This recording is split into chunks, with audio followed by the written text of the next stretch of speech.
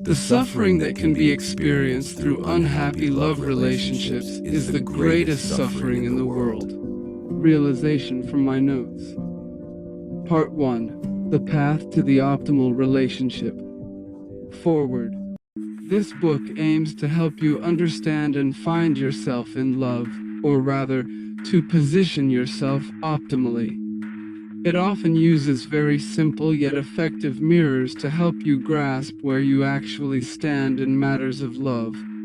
Among other things, I will attempt to present the crucial astrological facts and methods in such an accessible way that even you, as a layperson in this field, will gain some new insights. You will see the intellectual journey this book takes you on can revise some fragile, outdated attitudes within you, and your perspective on relationships may be lifted as a result. I hope that the people who read this book will experience a real uplift. They will refresh their viewpoints and choose the best path for themselves.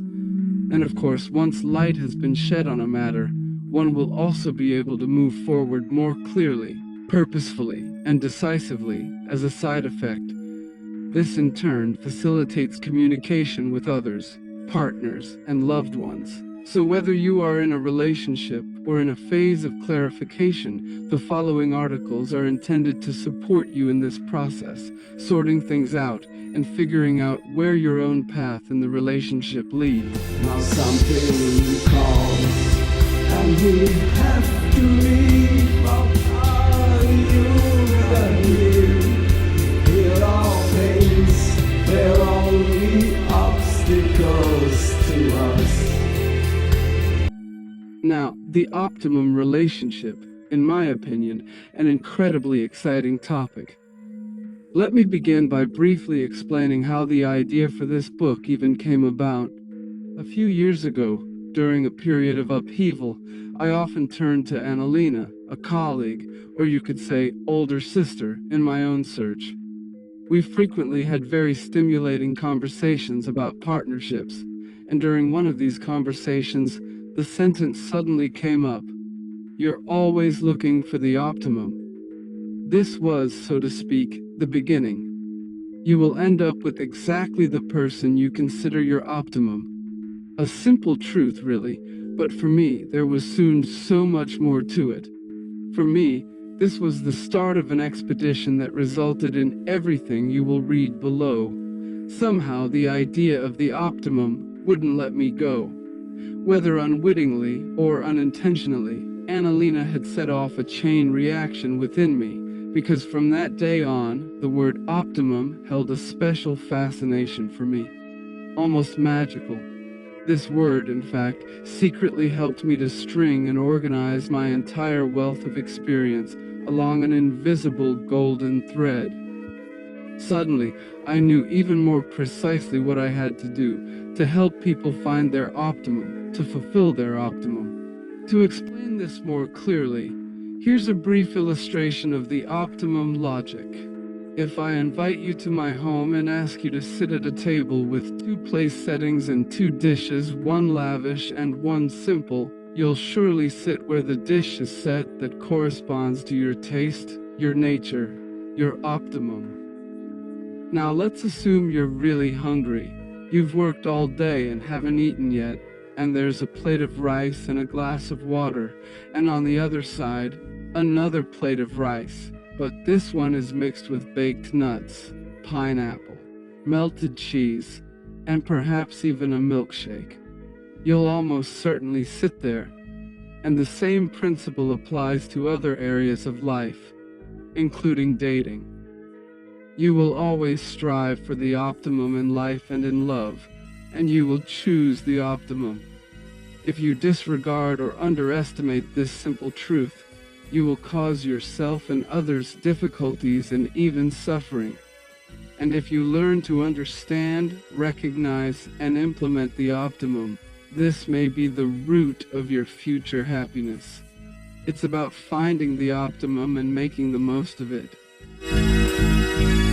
The first part of this book will focus on discovering what your optimum is, and more specifically, how to recognize your optimum partner. Hopefully, they are already very close to you. The second part will then focus on making the most of your optimum partnership. It would be truly regrettable to have the optimum opportunity, but fail to appreciate this gift. Because even if you're living with an optimum partner, in my opinion, 90% of all lovers are still stuck in a matrix that should have been obsolete long ago. This outdated matrix is based, for example, on victim-perpetrator roles, innocent, guilty pronouncements, the desire to be right, attack, defense games, all sorts of unproductive conflict mechanisms, relinquished responsibility, unfulfilled intimacy, longings, and missed opportunities regarding the spiritual dimension of a partnership. I will therefore attempt to shed light on these themes within the context of the 7 points of a functioning relationship. This is, so to speak, my humble contribution to redefining and revitalizing the universe of happy partnerships.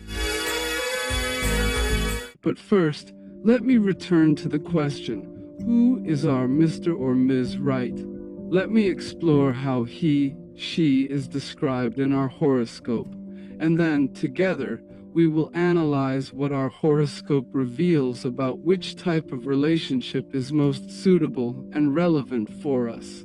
Are we currently in a phase of great relearning within relationships, Uranus?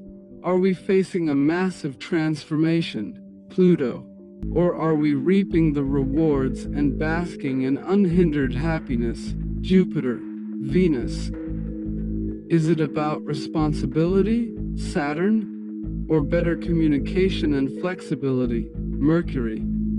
Or perhaps several of these planetary principles simultaneously? Should we prepare ourselves for a opposites attract scenario, or can we expect a birds of the same feather flock together situation? Answering these and similar questions will align a kind of compass within us, guiding us with far greater focus and inner peace toward our true destiny. The next, almost even more important stage of situating ourselves arises immediately after we have finally found or reached it.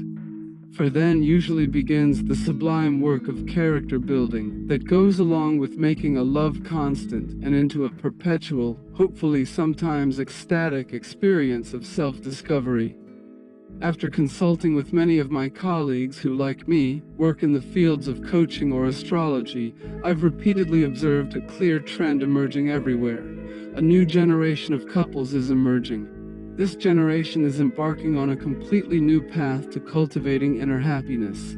They will employ techniques that help to completely avoid arguments, discord, breakups, and heartbreak. And it is precisely these techniques and new structures of future partnerships that I, drawing on my extensive personal experience in coaching love and relationships, will be explored in greater detail in the second part of this book. Therefore, I will proceed with great care and strive to present the wealth of knowledge I've learned, tested, and gained through practical experience to a wider audience.